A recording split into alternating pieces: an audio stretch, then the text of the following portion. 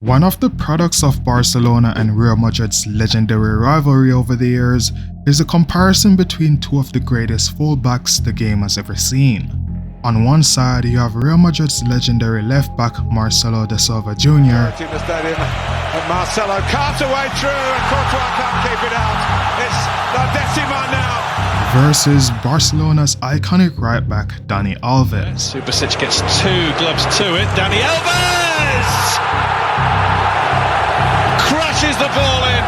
So today's question is, when trying to be as objective as possible, which one of these two players were better throughout their entire careers and should rank higher as a legend all time?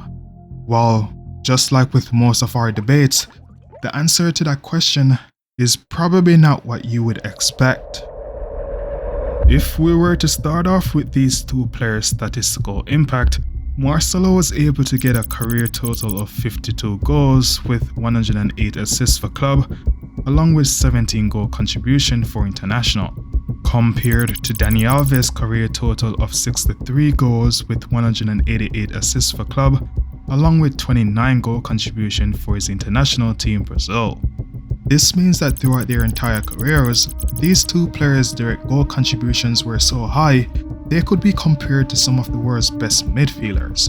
That's how great these two players actually were. However, based on their attacking output, surprisingly enough, Dani Alves was the one that was slightly more productive going forward, scoring more goals throughout his entire career, having more assists throughout his entire career, all while having a higher goal contribution ratio in context to game played.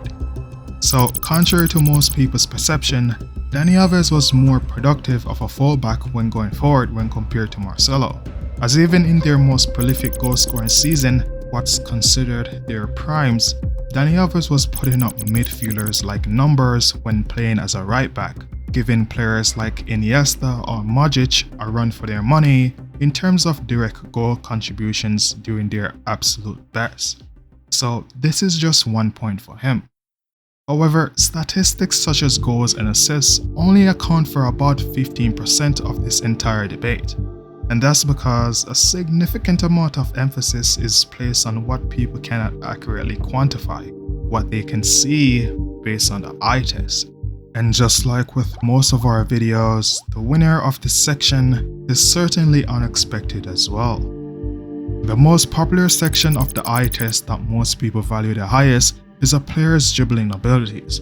And when it comes to dribbling, few wingbacks are as impressive as Marcelo at his best. During the 2016-2017 season, Marcelo was by far one of the best left backs in the world when it comes down to his dribbling abilities, getting an insane 2.6 successful dribbles per game in one of the hardest competition in Europe, compared to Dani Alves' best in the Champions League, which is 1.6 per game. Marcelo's abilities goes far beyond just the numbers as well.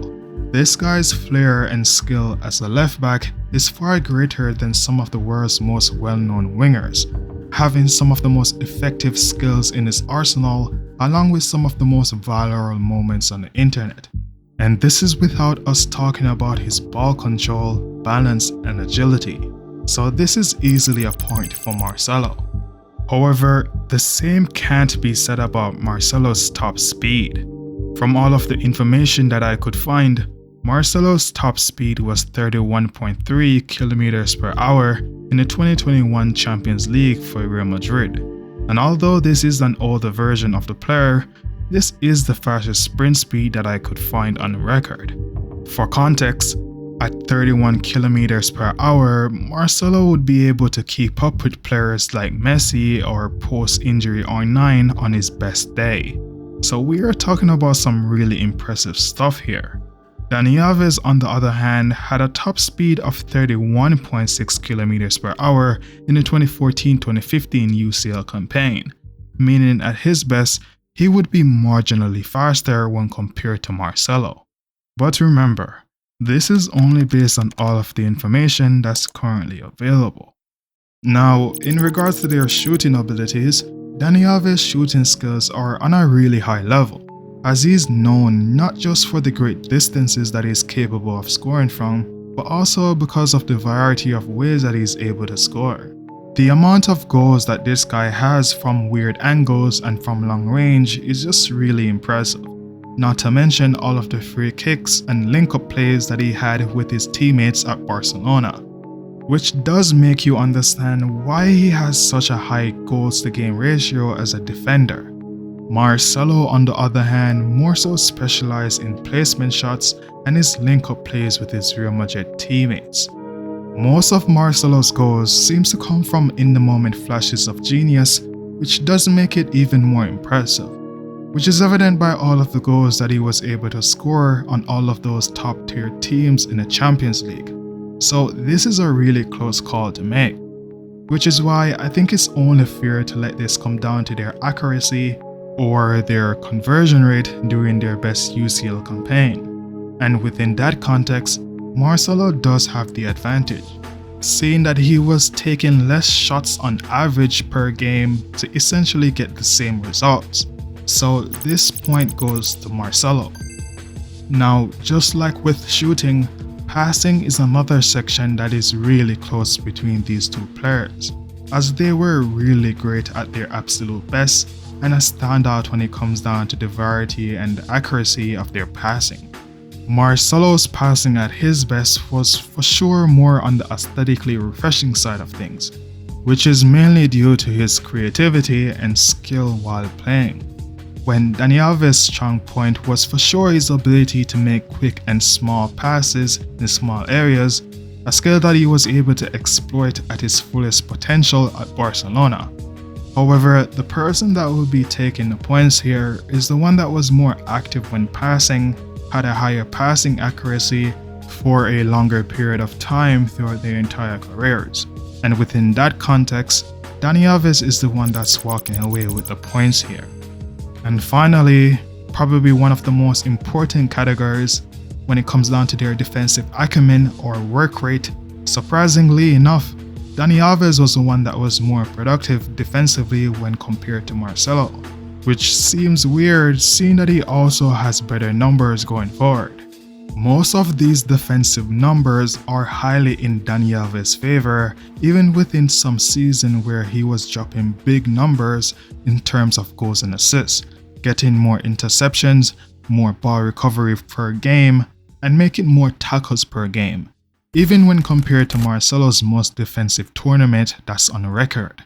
So, unlike what most people would say about the eye test, when grading these players using the same categories EA uses when giving their players their rating, Dani Alves is slightly more impressive and a more rounded player throughout his entire career, having a massive advantage, especially in the defense. However, it is important to note, Marcelo seemed to have a slight advantage going forward, which is mainly because of his dribbling and shooting abilities. So, in terms of the eye test, based on their overall game, this is another point for Dani Alves. But okay, sure. Now you might be asking, what about their overall impact on their teams? After all, someone can perform really well throughout their entire career by stat padding against smaller teams to make themselves look better. So does all of these skills, attributes, and stats affect their team in a positive way? Well, there are a few metrics you can use to try to find the answer to these questions. In regards to their psychological impact on their teams, or as many would call it, their aura, Marcelo was able to create a much bigger aura throughout his entire career and during his prime when compared to Dani Alves, which does have positive effects such as boosting his team's confidence whenever Marcelo is attacking, or having his opponents worry or get nervous when trying to predict what he is going to do next. This is mainly due to his skills and flair as a player and the amount of high-performing games that Marcelo has on the highest level. Something that he honestly have as an advantage in comparison to Dani Alves. For example, all of the games that he played in the Champions League where he was honestly running at his opponent's goal and was scoring. So Marcelo does have an advantage from a psychological standpoint. However, based on the more physical side of the game, the same cannot be said here for Marcelo. If we are talking about their entire careers, Dani Alves does have an advantage due to the fact that he was able to balance his game between attacking and defending for such a long time across different teams, meaning the longevity factor is very much in his favor. At Barcelona, he wasn't just a threat going forward. He often drifted inside, acting as an extra playmaker, profoundly influencing how his team attack was built up, and his link-up play with Lionel Messi and others was elite. His impact was less about bursts of individual brilliance like Marcelo and more about a sustained system-defining playing style, something that he was able to replicate on multiple different teams. And although Marcelo was able to turn himself into an important piece for Real Madrid, it can be argued that it wasn't as long as Dani Alves' high-performing years. Now, up to this point, we were only talking about their club performances.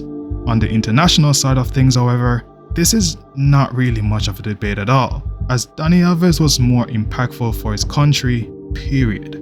He has more appearances for Brazil, more goal contribution for Brazil, more defensive moments for Brazil, just overall more impactful and reliable, and it's not really comparable at all.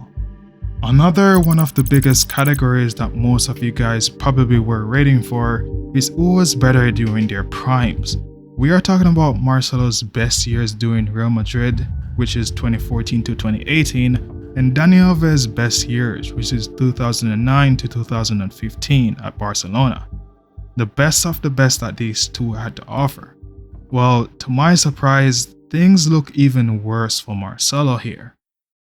Remember that small gap that we talked about when comparing these two players' goal contribution ratio? Well, in their primes, that gap becomes even bigger.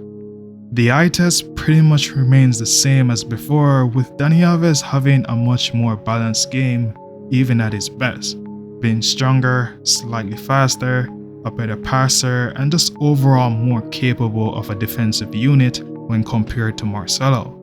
And even if you look at these two players' impact during their primes, 4 Champions League is nice, but Dani Alves was literally one of Pep's key players when Barcelona was arguably at their peak as a club, with them at one point winning 6 titles in just one season alone. So, based on who was overall better during their primes, Dani Alves will be taking the points here.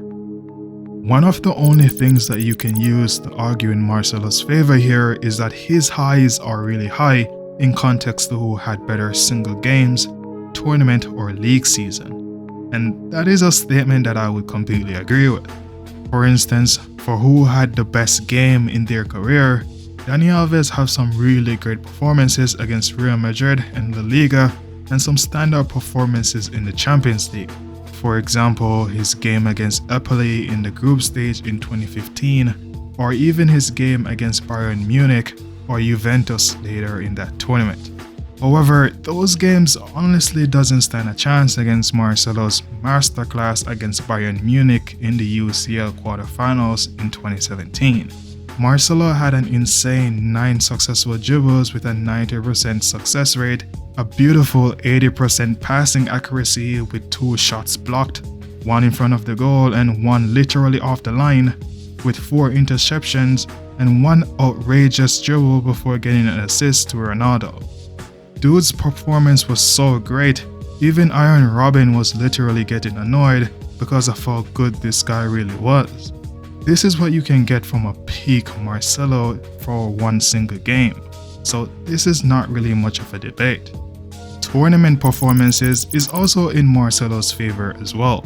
Although you can argue that Dani Alves has more tournament performances that's rated on a higher level when compared to Marcelo, again, because of Marcelo's playing style, whenever he decides to put in a shift, things gets really interesting really quickly. And his performances during Real Madrid's three-peat, especially the last 2, is something that Dani Alves will have a hard time contending with. I think what's easily on Dani Alves' side here is his league performances. With a playing style that's more stable in nature and more rounded, he's a much better player to have for an extended period of time. which is the reason why he has multiple league seasons that Marcelo literally can't contend with. So, what's the overall conclusion here? Well, despite going into this thinking Marcelo was the obvious choice, it was Dani Alves that was better throughout his entire career as a player. He had a much bigger statistical footprint, was better overall based on the eye test, and had a bigger impact on his team, especially for the national team. And in their primes, surprisingly enough, it was Dani Alves that was actually better, seeing that he was more consistent with his performances and was just a more rounded player for his teams. But what do you guys think? Do you guys agree or disagree with the outcome of this video, and who would you like to see next on this channel? And as always, thank you for watching.